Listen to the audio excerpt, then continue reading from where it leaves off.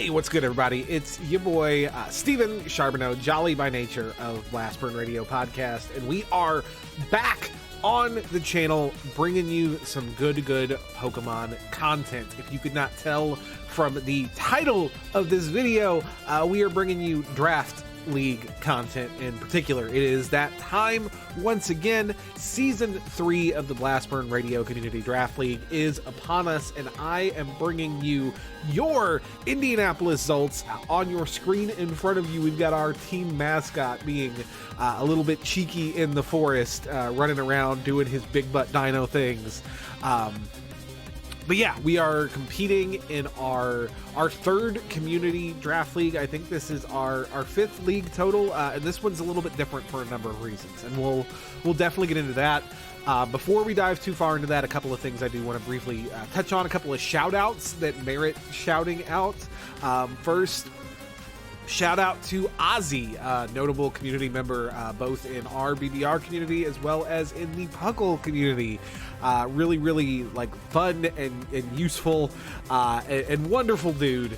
I have been, if you followed like my previous draft exploits, you know that I have competed as the Circle City Scolopedes and as the Naptown Ninjasks, but really ever since like Draft League became a thing for me, I've been looking for that good play on my hometown team, the Indianapolis Colts. And when Gen 8 came around and its roster of new Pokemon, I knew I had found my answer. And so I hit Ozzy up and I was just like, hey man, do you have any design bandwidth? Do you think you could throw me together a logo? And like, he's like, yeah, I'll get back to you. Like, he just had a baby. He's like, I got a newborn at home. Let me get back to you. So I was like, all right, cool. And I figured like in a couple of days, he'd either be like, yeah, I can do that. Or, nah, sorry, man, not right now. And like maybe give me like a time frame and a price and all that normal stuff. And like 48 hours later, he just goes, here you go, and hands me this fire logo that we are using for our team. So shout out to Oz for putting in the most work and giving us a really exciting and awesome brand for this draft. It's really hype. I do want to give a shout out to everybody who helped us prepare for this draft, and there are quite a few of those.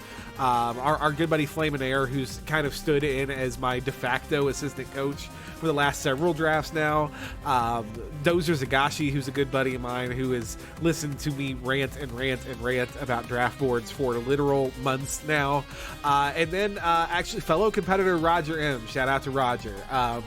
I hit a point late in draft prep where I was just kind of running my head into a wall. I had looked at the same things from different angles so many times that they'd stopped meaning anything. And so finally I was just like, fuck it. Roger, this is what I got. What do you think? And just getting a different perspective from someone else who was also extremely invested really helped me make sense of things and put together something that was a lot better, I think, than what I would have come up with without that input. So yeah, thank you to all of you guys. And lastly, thank you to all of the admins who have made this draft possible. So that's again, Flame and Air, Poker Ranger Pat, Aliara, and first and foremost, Dubious Notion, Kyle, who has put in so much work, who built our draft bot from the ground up, built our documents from the ground up this season. Really, all of the work. Like, I am largely responsible for the tier list, with some input again from some buddies, but all of the like foundational work that makes the draft go has been by and large a product of a Dubious Notion. So shout out to Kyle for just doing everything. All right, that's enough credits. Let's go ahead and jump into our draft. Now, for this draft, this season of the Blast Burn Radio Community Draft League is notable because it is a VGC style doubles draft. Previously, all of our drafts have been 6v6 singles. This one is not VGC rules. We're allowing Pokemon that are not legal in VGC, but it is VGC format of like Show 6, Spring 4, best of 3 matches. So that's very different. A couple of other things that are different about this season is we split the BBR community draft into the Invitational League, which is like our more experienced drafters versus our developmental league, or D League, for the people who still have a lot of learning to do. And as such, for the first time, our Invitational League is going to be held on cartridge. So we will not be doing janky Pokemon Showdown videos this season. Instead, we'll be giving you that high quality HD presentation of cartridge battles. So you can get excited for that. There were 10 total teams in the I-League draft, and as always, it's a snake style draft, which means that you pick in the reverse order every other round. So my pick, actually, I landed in the draft order 6 of 10, which is, in my opinion, like the literal worst place to be is dead center, where you have to wait a long time between all of your picks, but that's where we landed. It meant that we picked 6th in the first round, 4th in the second, and then so on in that manner until it was done. There were a total of 12 rounds, 5 tiers of Pokemon ranked by letter grade, S, A, B, C, D, and then open Dynamax. And this is something that we went round and around on a couple of times. We actually changed at the very last minute because our feelings kind of changed on it. But ultimately, like, at the end of the day, what it came down to the most is that Dynamaxing is kind of an inherent part of VGC, and if you're not free to do that, then it doesn't really feel like we're playing VGC anymore, and that sucks. So yeah, all Pokemon can Dynamax. However, there is one specific draft slot allocated to a Gigantamax form. Only that Pokemon is able to Gigantamax. And much like we've handled Megas in the past, Gigantamax Pokemon were separated into 3 tiers, GMax A, B, and C, based on their perceived value. Drafting an A-tier Gigantamax mod deducted points from your total free pick allotment, and then drafting a C-tier Gigantamax added points. So if you wanted something like GMax Cinderace or GMax Rillaboom, who's really, really strong, then you can't get quite so many top-tier picks further down the draft. Flip side of that is if you wanted something like GMax Appleton, who is less conventionally good, you can get more high-value picks elsewhere in your draft. Pretty simple stuff. Specifically, each roster consisted of 1 Gigantamax, 1 Pokemon each in tiers S, A, and D, and 2 each in tier B and C, along with 4 additional free picks and a default pool of 400 points. Again, became 360 if you took an A-tier Gigantamax, became 440 if you took a C. So, again, we drafted 6 of 10, and I came in with I made a bunch of plans, actually, coming into this draft for kind of all different levels of first picks depending on what was available on the board. I built a board for Rillaboom in case I lucked into Rillaboom being available. I certainly didn't. Rillaboom went 3rd in our draft. I tried to build a board with Cinderace, and I never quite liked how they turned out, and that became relevant because actually Cinderace was available when I took my first pick, but spoilers, I did not take Cinderace because I was never happy with what I built around him. In hindsight, that was probably a mistake. But the board that I settled on really, really liking was built with the idea of the first pick overall being Indeedee Female, which is a really great mod with really great roll compression. It offers terrain support and redirection, just like support and offense and all of that kind of in one package, which is really, really valuable in a limited format like draft. Unfortunately, I was not the only person to think that, and it actually went, I think, 4th. Yeah, not the pick before me, but the one before it. It went 4th overall to Kerfungal. So we did not get our Indeedee Female. However, I did have a backup plan there, and we wound up taking first for our draft Indeedee Male. And Indeedee Male is still a really, really strong Pokemon. We got our boy Crescendo here. Again, number of abilities. The one that's really relevant here is that Psychic Surge, which sets Psychic terrain upon entry. And if you were not aware, Expanding Force is a new move that was added with the Isle of Armor DLC, and it hits like a goddamn Mack truck in Psychic terrain, and it hits both sides of the field. Again, Indeedee Male, not quite as bulky as Indeedee female. The attack stats and the defense stats are flip-flopped between the two of them. So 10 fewer points of defense and special defense, but 10 more points of attack and special attack. The attack doesn't really super matter, but the special attack definitely does. 105 base special attack in self-set terrain is nothing to scoff at. It's also faster at base 95 speed, which is really respectable for VGC.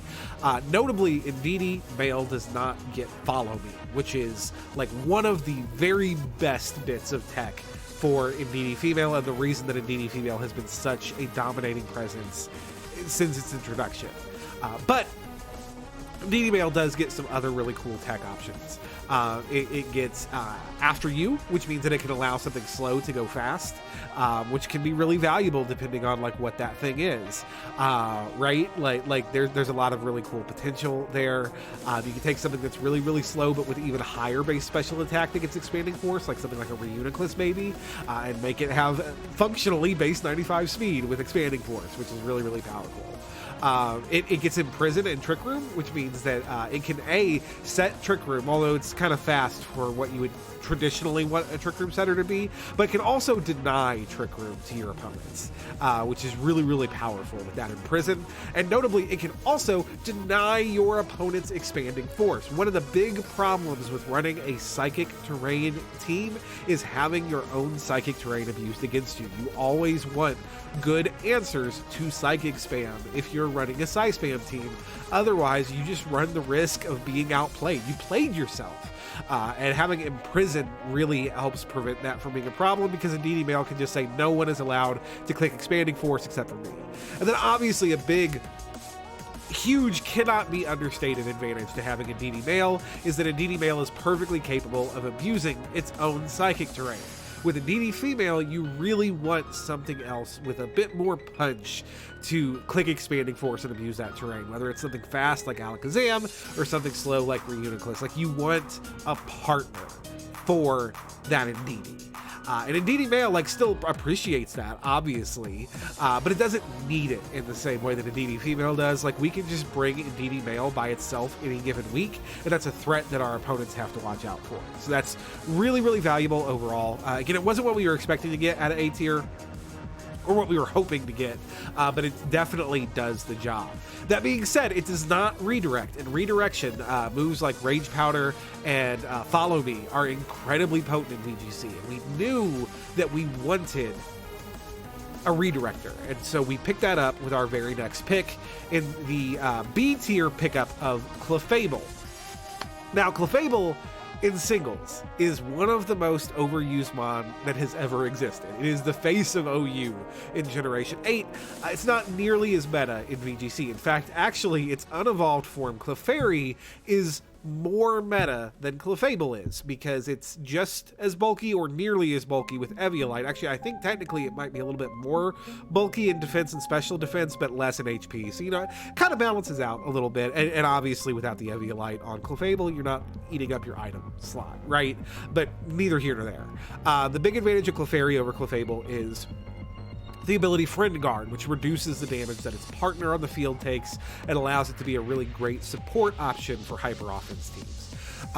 That being said, Clefairy was an A tier pick in our draft. It actually also went before my second pick, but it was available at my first. I could have legitimately taken Clefairy in the first round had I wanted it, although I'm pretty sure Indeedee male would not have made its way back around the board to me. But Clefable just gives us a lot at a value B tier pick. It has multiple really strong abilities in Magic Guard and Unaware. Magic Guard preventing it from taking any damage from passive sources, from anything other than direct damage. So, like in VGC, that's really notable in that affects the GMax moves from the likes of GMax Charizard, Venusaur, and Blastoise. We don't take the ticking damage from those max moves, which is powerful. Unaware, obviously, is really difficult to understate on a support mon in particular, because there are so many boosts inherent in max moves, from Max Knuckle, from Max Ooze. And again, on the flip side of that, if we're attacking with Clefable, from Max Steel Spike and Max Quake, it's really, really Mon with a lot of options. As anybody who's played OU can tell you, like, base 73 defense, base 90 Spadef is not like overwhelming defenses, but Clefable has like enough defense right where it needs it to live hits that you maybe think that it shouldn't. And it does really, really well at that. And I felt really good about getting this Mon at a value B tier pickup. Arya is a Mon that I think can come every week or nearly every week and do a lot of work, and we got it at a really good budget price, which I think is excellent. Now, that being said, this is the point where my draft kind of fell apart, and I'm going to tell you guys why. Miss Darizard and the Olivine City Volties, they drafted, I want to say 8th out of 10, a couple of picks after me, which means that like on the wheel, they got 2 picks between mine. So their round 2 pick, yes, the round 1 pick was Clefairy. The round 2 pick was GMax Orbeetle. And if you're not familiar, GMax Orbeetle sets gravity with its GMax move. And so I had built this board around the synergy of 3 Pokemon working together. Those Pokemon were the GMax Mon that we have on our board, was also Alolan Marowak and Dragalge. And these 3 Mon work together in some really interesting ways.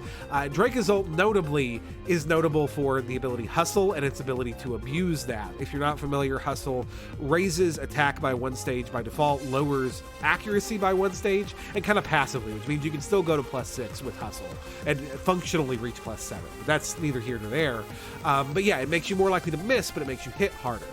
But the cool thing is when you Dynamax a Mon, it can't miss while Dynamax. So you get all the benefit of Hustle, but none of the drawback.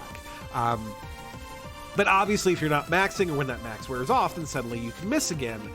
But Gravity increases accuracy. So Gravity is actually a really cool tech move to run alongside Hustle Pokemon to make them more accurate. And so when I saw that GMax Orbeetle go, I thought to myself, I said, Self, there's a very good chance that Dari is eyeing that Dragalge. You need that very badly. You need to take it in round 3. But I was commentating the live draft. I was doing a lot of things, and I forgot, y'all. I just straight forgot that Dragalge was in danger. And instead, in round 3... Okay, so here's the thing.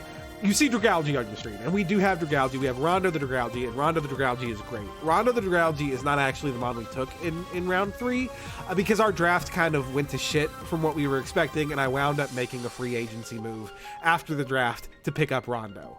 So we actually originally picked up Virizion, and that was because we wanted to have the option to beat up Justified.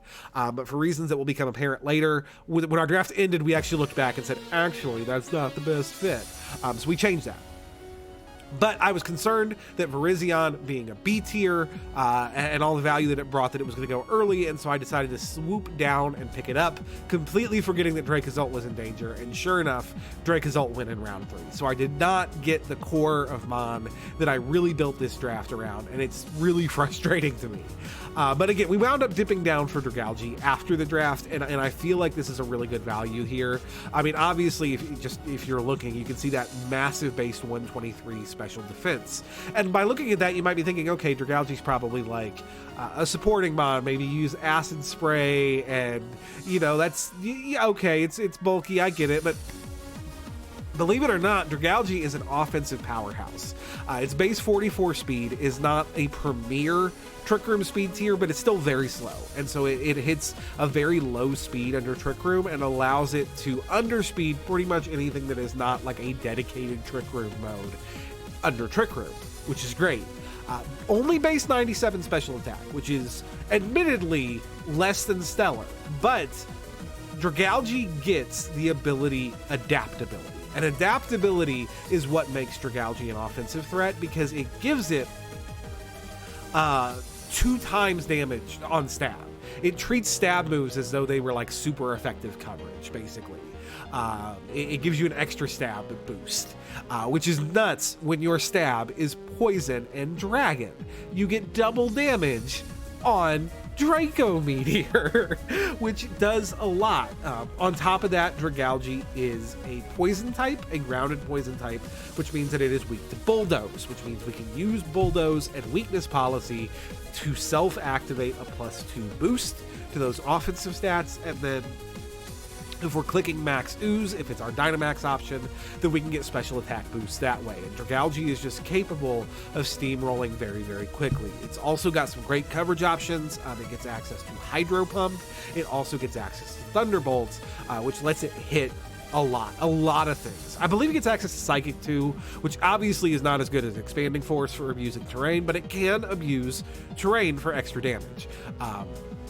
That being said, you generally don't want to be clicking coverage moves on Dragalge unless you have literally no choice in the matter, because its stab is so incredibly powerful and its stab typing is so good. So I felt really good that Dragalge made it to after the draft and that we were able to make that move in free agency immediately following the draft. So it is active for week 1, which is very good for us.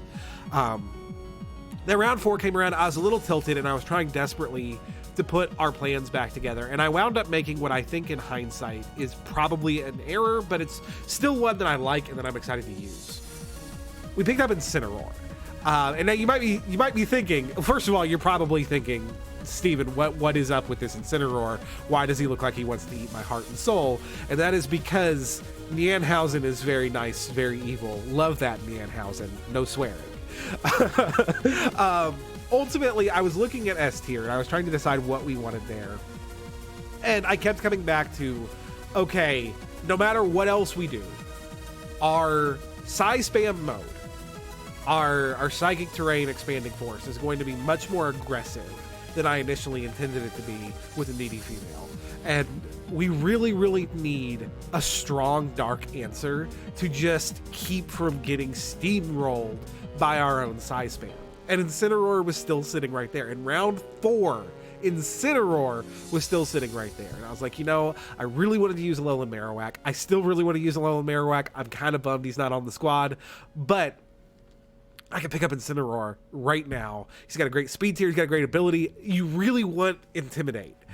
We didn't have it yet. I wasn't sure where we were going to be able to pick it up. And Incineroar is the premier Intimidate abuser. It's very good. It gets Parting Shot and U-turn to pivot to get those Intimidates in and out.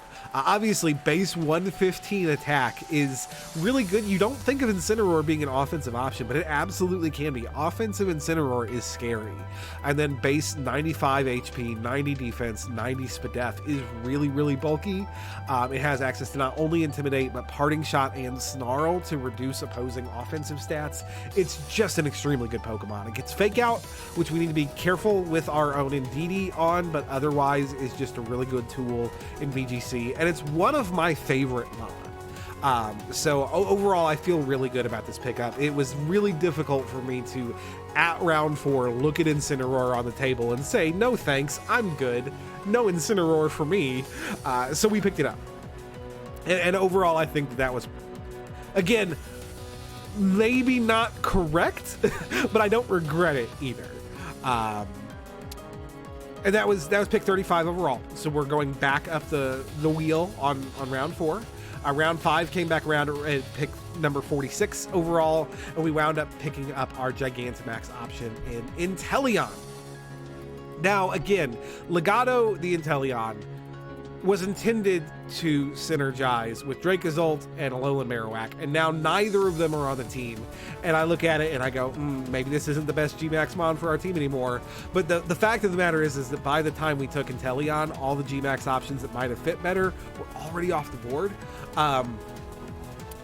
Duraludon went in, I think, round 2. GMax Duraludon did, which GMax Duraludon is an extremely good Pokemon. But it was gone. And then regular Blastoise went in round 3 or 4. And our rule set stipulates that when a Pokemon is drafted in either its regular or Gmax form, they're both removed from the pool. There's only one Inteleon, one Rillaboom, one Cinderace, regardless of whether they're Gigantamax or regular.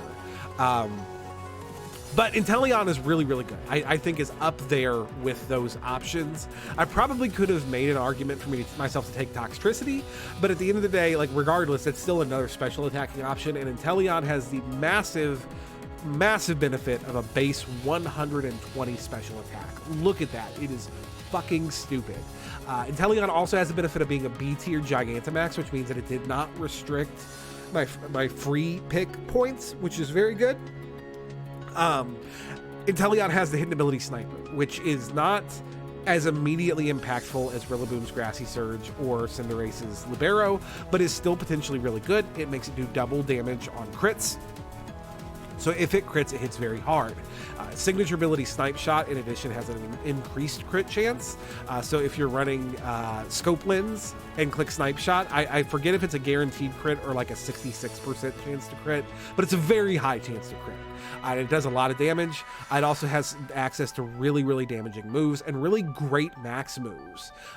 It gets access to Max Hailstorm by way of Blizzard. It gets access to Max Quake by way of Mudshot. It gets access to Max Airstream by way of Air Slash. It gets access to Dark Pulse. It gets Hydro Cannon, which is like the water type Hyper Beam equivalent that just hits stupid hard and translates into a stupid hard hitting max move. Even more so when using GMax Hydro Snipe, which much like GMax Cinderace and Rillaboom just does its elemental damage, has a mold breaker effect, and does a shit ton of damage.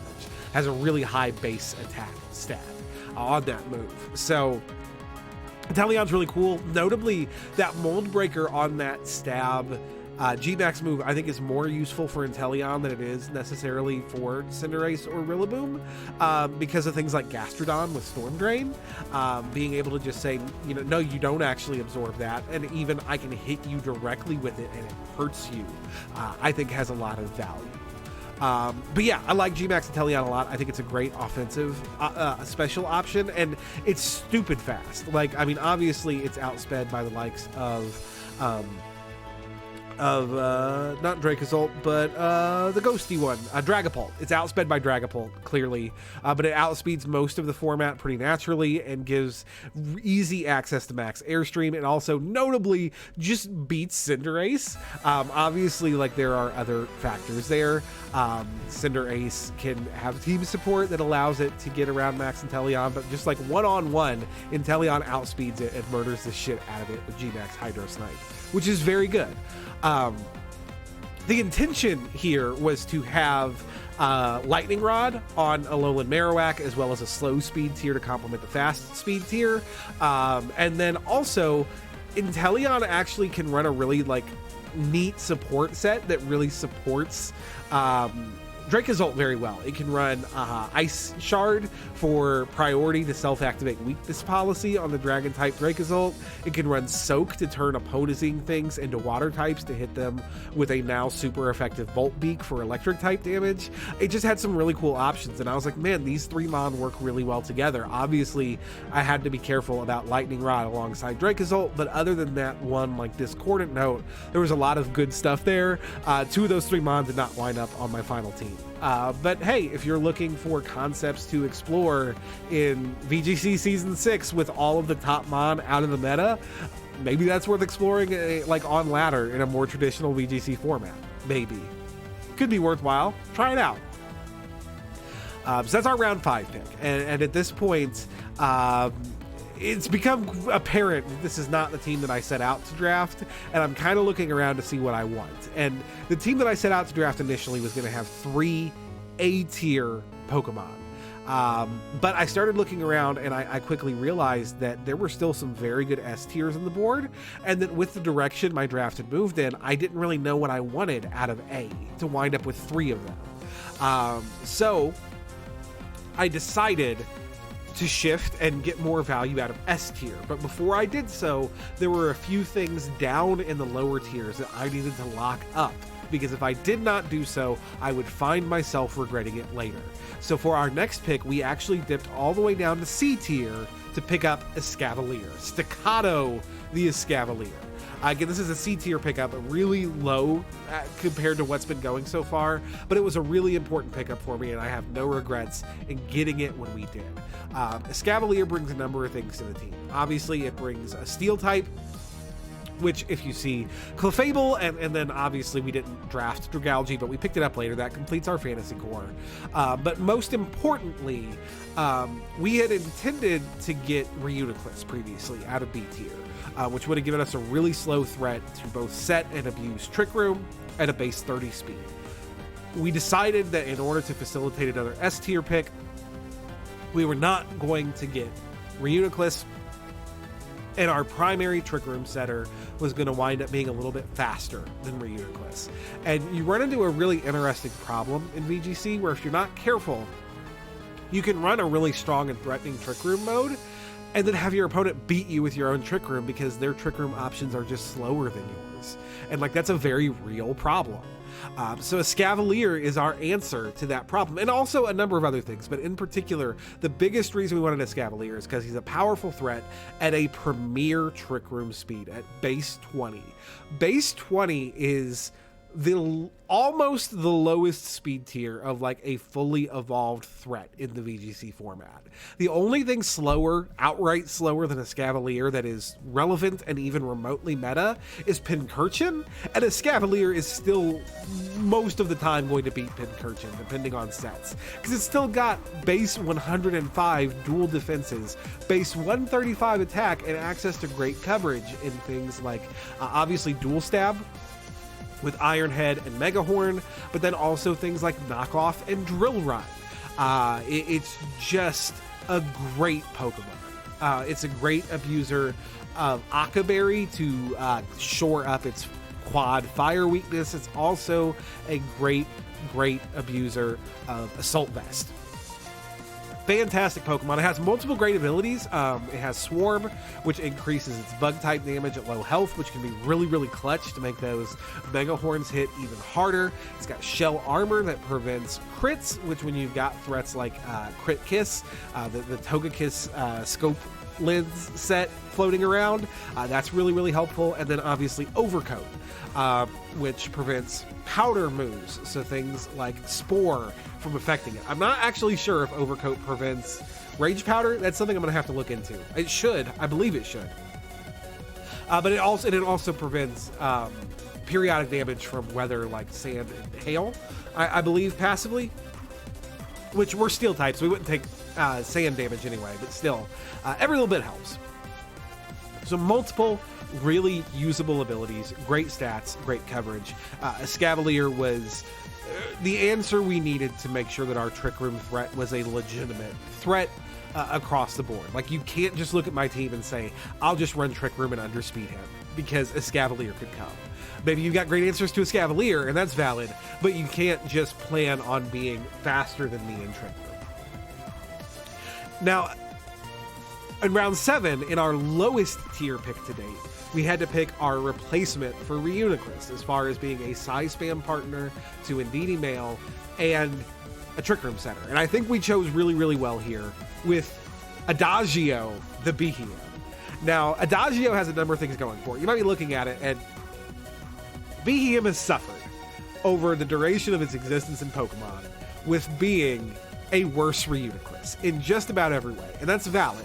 It is still, make no mistake, despite everything good I have to say about Adagio, it is 100% a worse Reuniclus, but it's also 2 tiers lower than Reuniclus, so it's a budget Reuniclus. It is 10 points faster in speed, which is actually, again, a bad thing when you're talking about slow Pokemon. It has, I think, more physical attack, which is also a bad thing, because physical attack's never going to be beneficial. And it has less bulk, and a little bit less special attack, too. Just lower stats all around, except for where you don't want your stats. But, importantly, it has a couple of things going for it. It has some decent abilities. Synchronize is an ability that a lot of Psychic types get, and it's okay. It's fine. Synchronize just makes it to where if it receives a status, it applies the status back. So that can potentially be useful in some niche situations. I don't think we'll run Synchronize all season.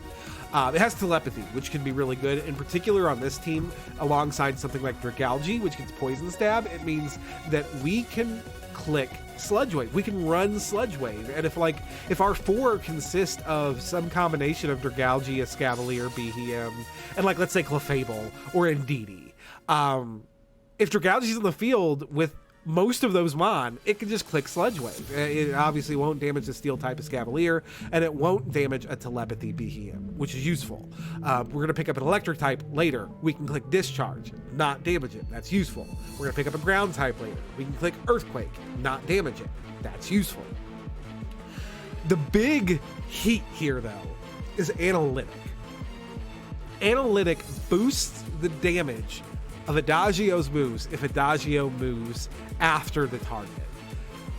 So with Psychic Terrain, with base 125 special attack, stab, and analytic, Beheeyem has the hardest hitting expanding force in the game outside of Trick Room. If it moves last, it hits like a fuck-off Mack truck, and it's glorious. It's extremely good, you guys. I really can't oversell how good it is, and that gives this mon a whole other dimension. Because if you see Beheeyem, you're probably thinking, okay, this is the Trick Room mode. But if instead of clicking Trick Room on Beheeyem, I just say fuck you and click Expanding Force, and let's say switch into Indeedee-M to set the terrain, things are going to die. Like, unless you manage to kill me before I kill you. Maybe you taunt into Beheeyem to prevent the Trick Room from going up, and surprise, motherfucker, I never clicked it to begin with.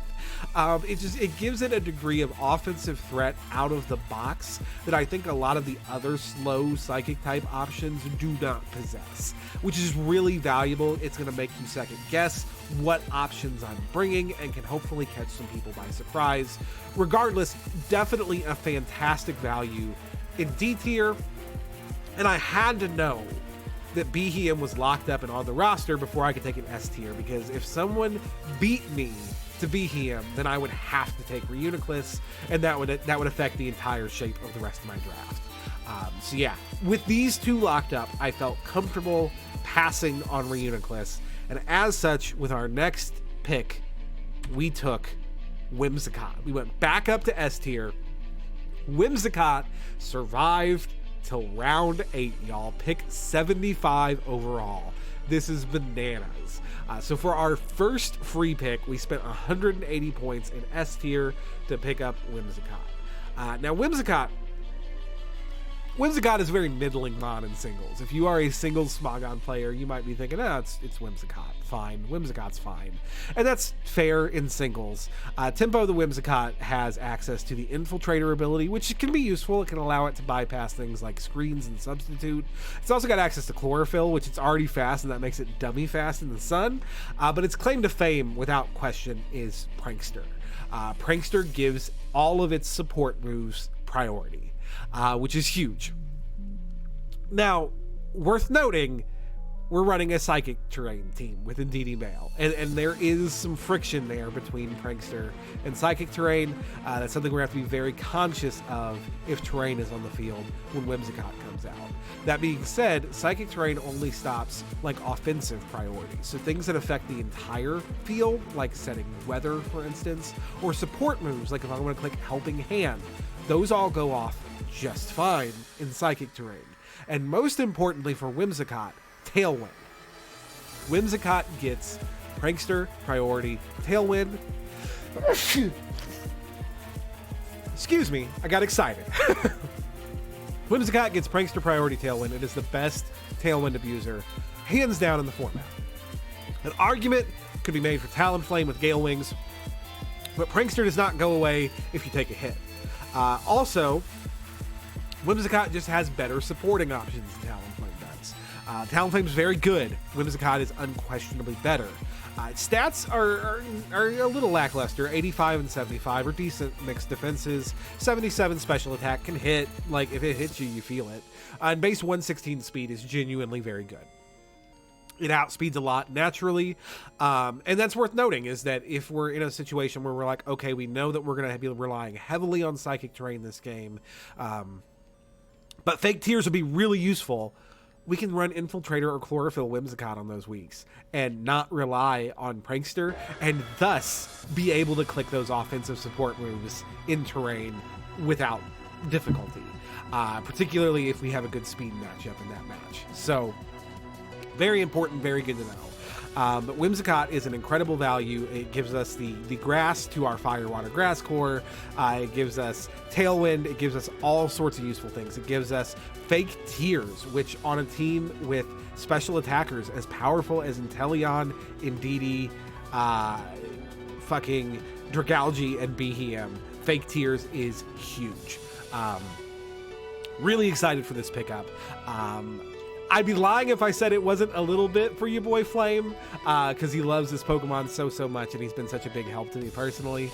But I love using Whimsicott in draft, and in VGC in doubles, and I think it's going to be really great here. It's got a lot of options that I don't run as often in VGC because they're more niche, that I think can have a lot of mileage in a draft format. So I'm really excited to use it here. Up next, in round 9, we started looking down the draft, and we were looking at A tier specifically. We had one more A tier pick on the board, and I really needed a ground type, and both of our fairies are like a little on the supportive side, so I was kind of thinking, you know, like an ice type would be kind of nice. And Mamoswine was right there looking at me, and I'm not gonna lie, friends, Mamoswine was incredibly tempting. It gives a lot of things that we need. It helps balance our physical and our special offense. But the more I looked at that A tier, this next mon was not drafted. It was not drafted. We're going into round 9 of 12, and this mon is undrafted. And that is a crime. It hurt my heart, and I could not allow that. And so, despite all logic pulling me in other directions, with our round 9 pick, we picked up Allegro, the Porygon-Z. And Porygon-Z, ladies and gentlemen, the machine, the absolute monster, the mad lad. Porygon-Z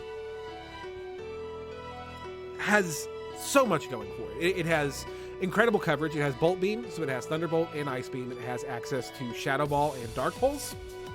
So double your pleasure, double your fun. You can run Dark or Ghost coverage, which is really good. And it has great stab in normal. If you're not familiar, you know, you might think normal doesn't hit anything super effectively. Why would you want a normal stab? Well, first of all, almost nothing resists it. If you are not rock or steel or ghost, you don't want to be hit by normal. Secondly, when it comes to max moves, Max Strike, the normal max move, is extremely good because it lowers the opponent's speed. It is the inverse of Max Airstream, and it's extremely good. It hits really hard, and it makes you faster. So like Porygon-Z's base 90 speed tier is good. It's fast. There's a lot of things faster than it. There's not a lot of things faster than it at -1. If you get a max strike off, you're probably going to get a second max strike off, and that's very good. Base 135 special attack, ladies and gentlemen. This thing hits just as hard as Escavalier on the special side with base 90 speed. It is dumb. But then, if we look at Porygon-Z's abilities, it gets Analytic, which, you know, it's fast. Analytic's fine, I guess. It gets Download, which its cousin Porygon 2 runs pretty frequently to great effect. But much like Dragalge, Allegro gets Adaptability, which means you can run a boosted stab Hyper Beam Max Strike, which admittedly is the same as just an Adaptability boosted Hyper Beam because the Max Strike keeps the base 150 potency. But it means that I can click Hyper Beam 4 times in a row with the bulk from Dynamax, which is huge. Running alongside Clefable for the Follow Me support to keep it healthy to get all 4 of those hits off, or running alongside Whimsicott if we're up against a particularly tough nut to crack to fake tears into it and make it go boom. Porygon-Z is an absolute mad lad. It is an early front runner for like the most impactful offensive Pokemon in the Series 6 metagame, and we got it in round 9. So I feel really good about that pickup. I think it does partner pretty well with the stuff on our team. Again, Whimsicott gives it access to reliable Tailwind and Fake Tears. Clefable gives it Follow Me. Indeedee-M gives it freedom from priority. It keeps something like a Conkeldur's Mach Punch from ruining its whole day. So I think that it actually like fits really well here despite being yet another special threat. Like, this team is especially heavy, but A, if you invest over much in special defense, then something like terrain boosted Psyshock or Escavalier or offensive Incineroar can easily fuck up your day. And even still, like, invest in all the special defense you want, bud. Porygon-Z still says what's up. GMax Inteleon has a gun. Porygon-Z is a gun. It's very good. So we're entering the final rounds of the draft, and we have remaining to us two C tier picks and a D tier pick. We are looking to the lower tiers now to round out our draft, and notably, we still only got we got 2 Trick Room setters in Beheeyem and Indeedee, but Indeedee 3 actually. Whimsicott also sets Trick Room. We got a fair number. 4 Porygon-Z also sets Trick Room. We got a lot of Trick Room setters, you guys, but a lot of them are fast. They're not Mon that would have functioned in Trick Room, but they do have the option of clicking the button, which is Trixie. I like that. But we can really use like another like fairly reliable Trick Room setter. We don't have a ground type, we don't have an electric type, we don't have a ghost type, and these are all kind of boxes that you want to tick for various immunities, etc. So those are kind of the things we were looking at heading into the bottom tiers. And with our very next pick, we ticked off a couple of those boxes with Dirge, the Runerigus.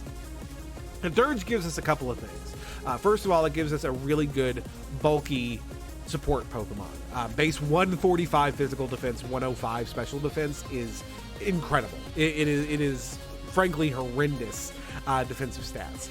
It also gives us a really reliable Trick Room setter, and one that is really slow and is physically offensive as opposed to specially. So it gives us some different things in a Trick Room setting option, which is nice. Runerigus is in a lot of ways, it's like a budget Dusclops, because it gets access to moves like Haze and Will-O-Wisp and Ally Switch that make Dusclops so incredibly difficult to deal with. It also gets access to the new move Poltergeist, which is very good for Ghost-type Pokemon, allows them to hit stupid strong with Ghost Stab as long as the mon they're hitting into is holding an item. And then its ability, Wandering Spirit, has a lot of really cool tech options. We can do a lot of cool things with it because it passes the ability to whatever hits physically into Runerigus and then like back and forth. So like, for instance, I can U-turn into Runerigus with my own Incineroar and get another Intimidate off real quick. I can fucking hit into it with Dragalge or Porygon-Z to give it adaptability as I Dynamax it, and suddenly its ghost type attacks have adaptability boosts. It has a lot of really, really interesting options.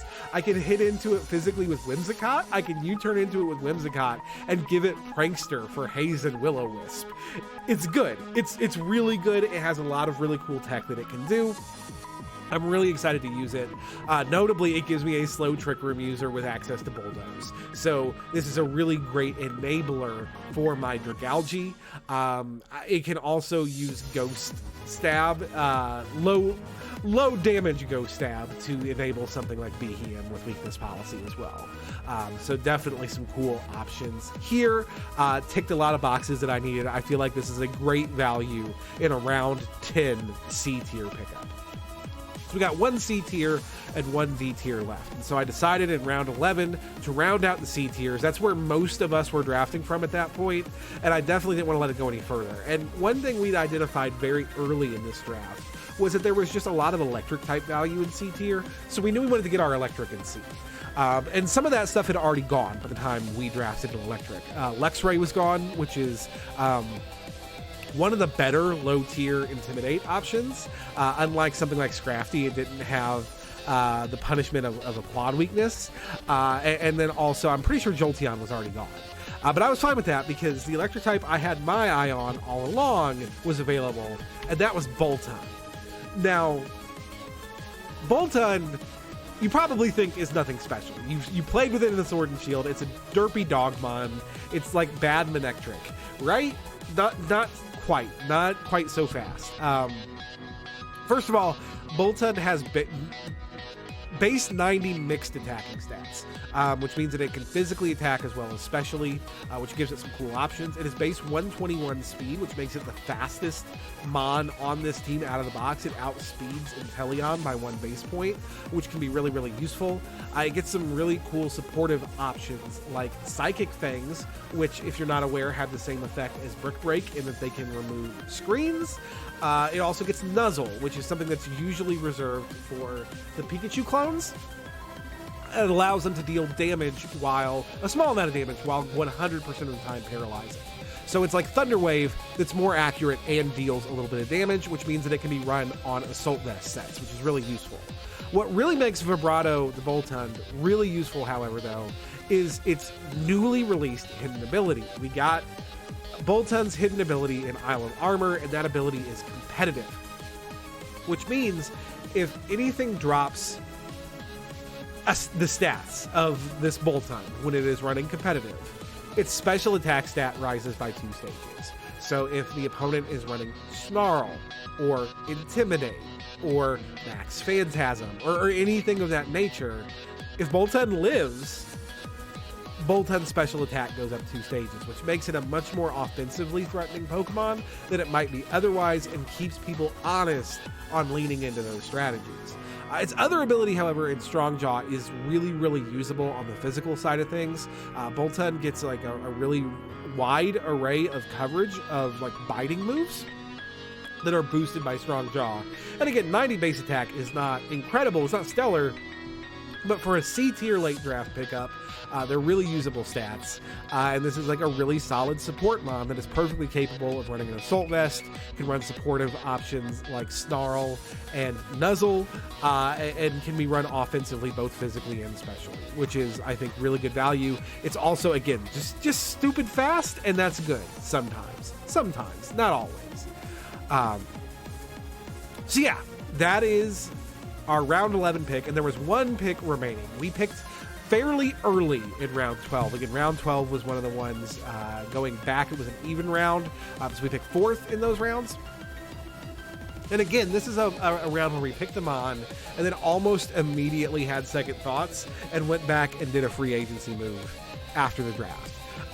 We knew by this point that we were not going to keep Virizion. We already had Whimsicott as a grass type that was much more integral to our team and its strategies, but we had no fighting type if we got rid of Virizion. So I looked to pick up a fighting type in D tier, and initially that fighting type was Girder, who is very much a budget Conkeldurr who can run Eviolite and be really bulky with that set, is I think really good overall.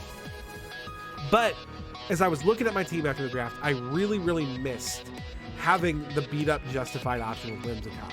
The Justified ability gives you +1 attack every time you're hit with a dark type move, and Whimsicott gets beat up, which does very little damage, but hits 1 time for each mon on your team, so it can hit 4 times if used before anything is KO'd.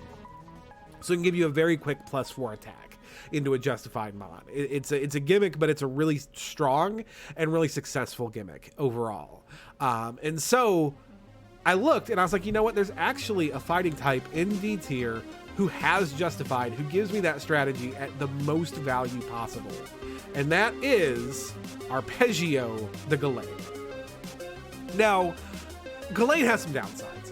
It's got base 125 attack, which is really good, and base 115 special defense, which is also really potent, but only base 65 physical defense and only base 80 speed, which you might recognize as being middling enough that it is slow outside of Trick Room and also too fast for Trick Room. That's not to say that it obviously can't be helped by things like Max Airstream from Inteleon, or obviously Tailwind from Whimsicott. But all things being equal, Gallade is not fast enough to consistently outspeed a lot, which can be a problem. That being said, it does have Justified, so I can beat up into it for those big attack boosts. Gallade has a fantastic attack stat and has incredible coverage. Obviously, it gets fighting and psychic dual stab, but it also gets coverage in types like grass and dark and I believe fairy. I'm not sure it gets physical fairy. I'll have to look into that. But it gets some really cool coverage moves. It also gets a lot of really cool tech options. It also gets access to Trick Room, so it's another mon that can be a surprise Trick Room setter at need, which is valuable. And I just felt like, personally, that in a D tier pickup, nothing else offered nearly the variety of value and options that Gallade does. This thing gets Will-O-Wisp, which is something you might think that it should not get, but it absolutely does. And it gets Shadow Sneak to give it priority, which is also something that, again, could be used to activate Runerigus' weakness policy if we decide to run that type of a set. So Yeah, a lot of cool options here, and that is the team overall. I think that it's really strong. I think that there's a large number of potential team modes here between like Whimsicott Inteleon, Whimsicott Porygon-Z, Inteleon or Porygon-Z with Clefable, the Trick Room option with Runerigus, Dragalge, or Beheeyem and Escavalier, the Psy-Spam mode, obviously with Indeedee and Beheeyem, the Justified mode with Whimsicott and Gallade. There's a lot of different things this team can do. Incineroar is splashable, could come to pretty much any matchup. Whimsicott is splashable, Clefable is splashable. Like, these are mon that just fit in almost any team. Like, I can just go, okay, these are the offensive options I want. Now let's pick out the supporting pieces that best counter what my opponent has week to week, and I have a really wide spread of those supporting options. So I think it's really good overall. I don't think I had the best draft in our draft. I definitely think that I got a little bit shook. This was a live draft. We only had a couple of minutes on the clock. And I was also commentating it, so I wasn't fully committing all of my mental power to my own draft. And I think that shows at the end, but I do think I built like a really strong and really wide array of options, and I think that's going to show through in the season. So hopefully you guys are as excited as I am for a new draft season, and one that's going to be as unique and exciting as this one. I'll be back hopefully next weekend with our week 1 match. Stay tuned here on the channel for that. But I'm going to go ahead and get out of here for today, guys. Thank you so much for coming out and spending some time. As always, I have been Jolly by Nature. Thank you for watching. I'll see you guys next time.